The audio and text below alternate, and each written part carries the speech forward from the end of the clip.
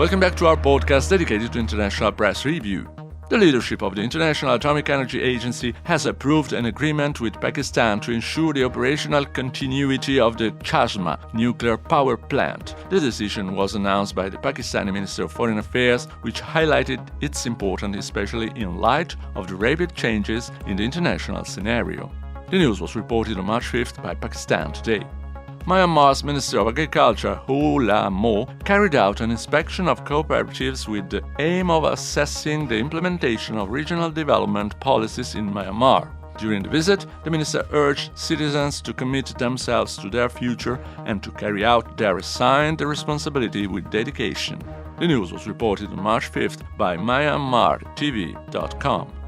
The governor of Sarawak in Malaysia recently stressed the need for a coordinated approach between state and federal authorities in climate policy. Supporting this approach are the result of the Sub-National Climate Change Institutional Assessment, which highlight the progress made by the state in this field. The news was reported on March 4th by the Borneo Post. The Mongolian Bankers Association has presented its Banking Sector Review 2025. In the report, the country's economic growth is estimated at 6.8% for the past year. The increase in national output was significantly supported by the banking sector. The news was reported on March 4th by the UB Post. The trade agreement between Indonesia and the United States, concluding on February 19th, has collapsed.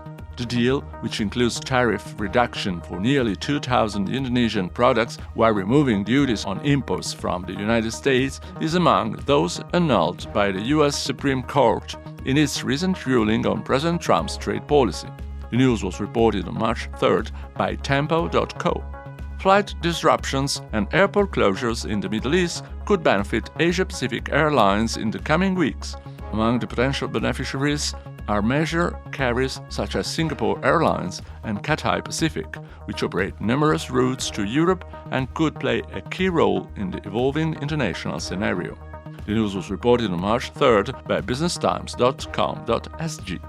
Vietnam's National Poetry Day has begun, the annual event that brings together enthusiasts and professionals from across the country. This year's edition will take place in the coastal city of Ha Long in northern Vietnam. The news was reported on March 2nd by Vietnam News.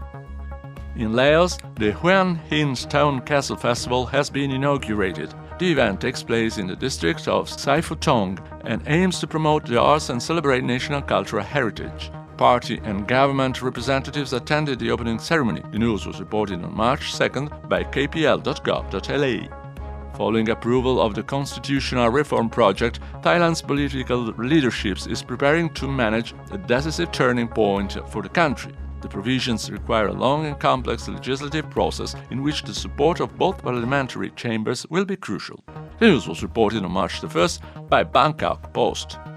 The Ministry of Development of Brunei and its department organized a Surah Yasin reading ceremony, one of the sacred texts of Islamic tradition. The event, dedicated to the late parents of the Sultan, took place at the Royal Mausoleum on Jalan Tutong. The news was reported on March 1st by pelitabrunei.gov.beyond. The 30th edition of the Baguio Flower Festival in the Philippines has become an opportunity to pay tribute to the resilience and determination of the local population.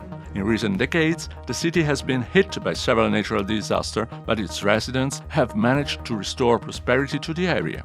The news was reported on February 28th by the Philippine Sunday Inquirer. Following the attacks against Iran by the United States and Israel, Japan's Prime Minister Sanai Takaichi issued instructions to ensure the safety of Japanese citizens. The head of government also convened the National Security Council to discuss the next measures to be taken. The news was reported on February 28 by ntv.co.jp. And that's all for now. Thanks for your attention and stay tuned.